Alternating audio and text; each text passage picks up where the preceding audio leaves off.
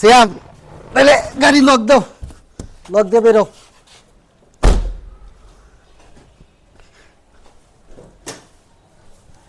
Glass তোলো।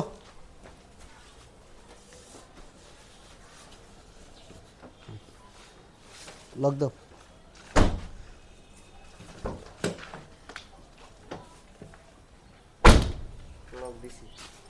Lock দিছ?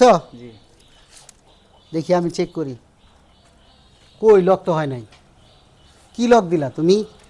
এতদিনে তোমার কি শিখাইলাম? এইগুলা যদি বারবার শিখানোর পরে তোমরা না শিখো, পরে তো যাই এই ভুলগুলা করবা, তোমার কবা যে ওস্তাদে কি শিখাইছে তোমারে। তুমি তো কিছুই লক করো নাই।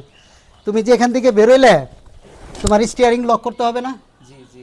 স্টিয়ারিং লকটা তো হচ্ছে তোমার গাড়িকে মানে হচ্ছে তোমার হচ্ছে মানে সিকিউরিটি দেবে।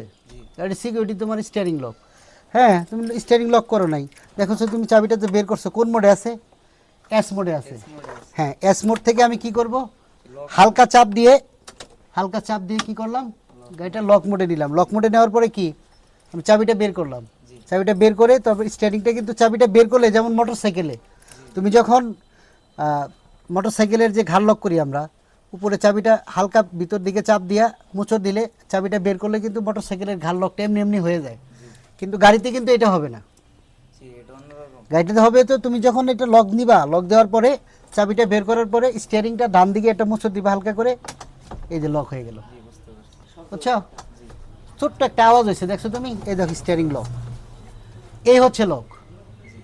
তবে বুঝতে পারছো? এরপরে যেন আর ভুল না হয়। একই জিনিস বারবার শিখলে কি হবে বলো?